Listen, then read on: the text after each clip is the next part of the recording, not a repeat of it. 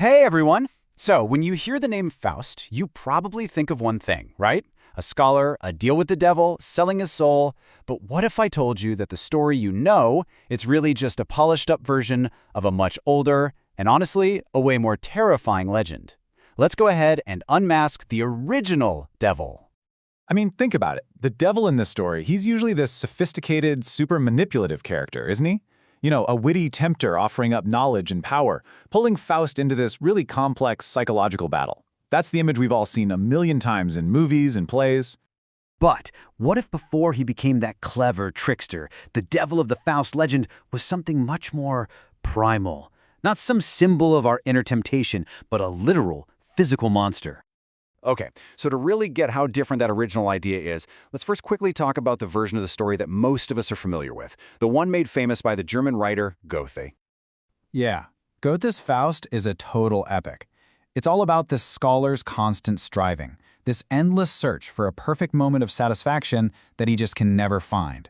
The story is huge. It goes from alchemy and magic to the heartbreaking story of Gretchen and even a wild trip through classical Greece. At the end of the day, it's this deep dive into what it means to be human. And that's the key right there. It's a rich, psychological drama. But it's an adaptation. It's built on top of a foundation that had a completely different point. So to really get the whole picture, we've got to go back to the very beginning. We're heading back to 1587 in Germany to a book that's known as the Faust book, which literally just means the Faust book. Now, this isn't just some early draft. This is the original blueprint for the entire legend. So, the whole reason the Faust book was written was totally different from Goethe's masterpiece. It wasn't about exploring human ambition. No, it was what we'd call an unambiguous cautionary tale. It was created for one super simple reason: direct moral instruction. In this original version, evil wasn't some metaphor for temptation or an inner struggle. Not at all.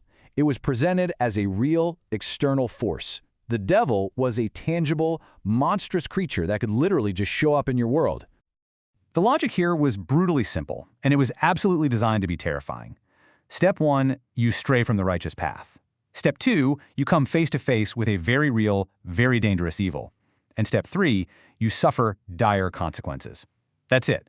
There was no redemption arc, no complicated debate, just a stark, scary warning. So all of this sets up this really fascinating split. On one side, you have the original monster, and on the other, the sophisticated manipulator that we're all so familiar with today.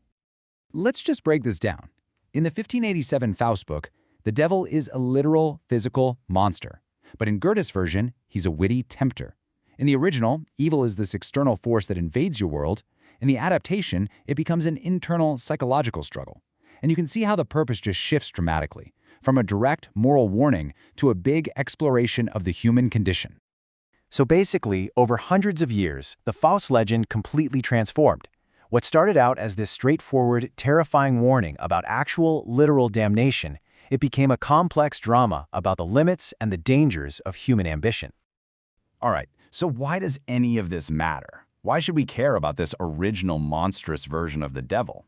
Well, because understanding it actually changes how we see every single version that came after it. As our sources say, the 1587 Faust book establishes the critical baseline against which all later interpretations are measured. Think about that.